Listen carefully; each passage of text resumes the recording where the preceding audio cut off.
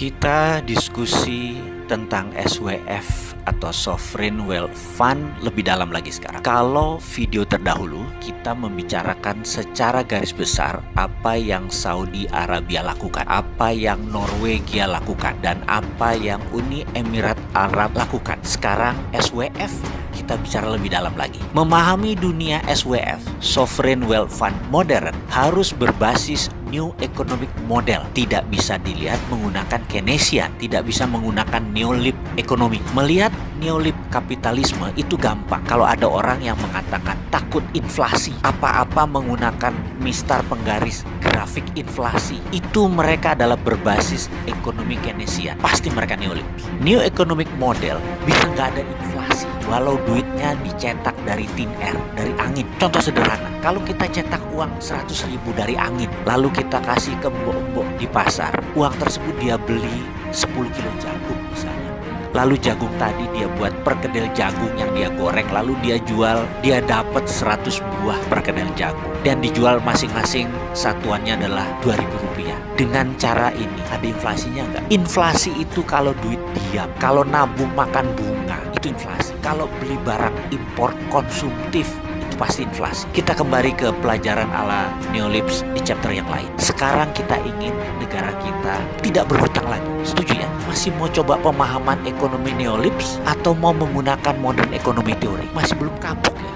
Masih belum kapok yang utang, masih belum kapok ya defisitnya besar, atau mau menggunakan sesuatu yang revolusioner. Sekali lagi, sekedar mengingatkan, kita negara kaya mineral, terutama logam mulia seperti emas, perak, platinum, dan banyak mineral jarang atau rare earth yang tersedia di muka bumi Indonesia ini. Segera lakukan audit atas aset tersebut. Berdasar pasal 33, kekayaan alam beserta isinya milik negara, gak boleh milik swasta atau dijamin-jaminin. Bukan milik negara.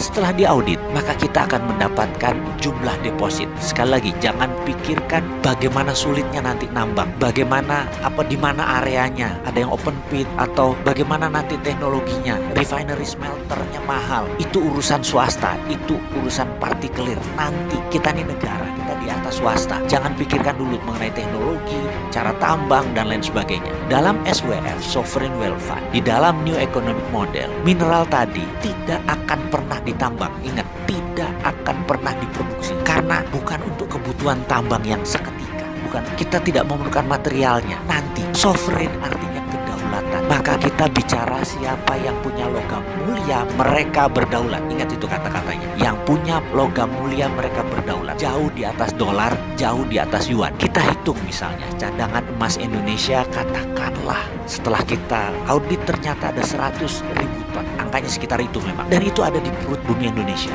Maka 100.000 ton tadi kita terbitkan surat berharga. Dan inilah harta Indonesia. Tidak ada satupun negara yang menolak bahwa itu adalah hartanya Indonesia. Nilainya bisa bilion-bilion dolar. Jauh di atas kekayaan Amerika, jauh di atas kekayaan Cina. Lalu katakanlah yang 20% senilai 20 ton kita mau jual sekarang. Siapa yang mau beli? Yang mau beli adalah negara yang miskin sumber daya alamnya. Katakanlah India. Mereka katakanlah mau membeli 1% atau 1.000 ton. Ya bayar sekitar 40 bilion dolar atau sekitar 600 triliun rupiah. Atau Papua Nugini mau membeli 0,2%, perlu 200 ton emas. Ya bayar 100 triliun rupiah. Dengan surat berharga tadi, mereka bisa memprint mata uang negara mereka sendiri. Mau 10 kali lipat, 100 kali lipat, ya mau. Sekedar mengingatkan, 78,5 ton deposit Bank Indonesia yang saat ini kita miliki nilainya 50 triliun. Money create kita adalah 5.000 triliun, alias kita mencetak 100 kali dari jaminan emas kita. Hal itu biasa saja dan itu lumrah. Sampai kapanpun sesungguhnya cadangan emas tadi tidak perlu ditambang atau diproduksi. Itu namanya sovereign wealth fund dalam arti sebenarnya. Kalau kita sendiri bagaimana? Kita mau nanya, berapa yang mau di-print? Berapa yang mau dipakai? Semua tergantung proyek berlapis 12 minimum. Lapis 12 itu seperti begini sederhananya. Kita punya 30 warteg. Kita mau buat warteg tersebut menjadi 100. Untuk menyuplai warteg tersebut kita perlu supplier ayam, perlu telur, perlu beras, jaringan distribusi, pupuk. Semuanya ikut dibangun. Sampai sawah, padi, pupuk, semua tanaman pestisida, pabrik drone untuk nyiram pupuk cair tadi, semua dibangun sekaligus berlapis 12 tadi. Jadi jalan tol yang saat ini dibangun harus 100% produk lokal. Kendaraan yang isi pun TKDN-nya, lokal kontennya harus di atas 80%. Kalau perlu pakai baterai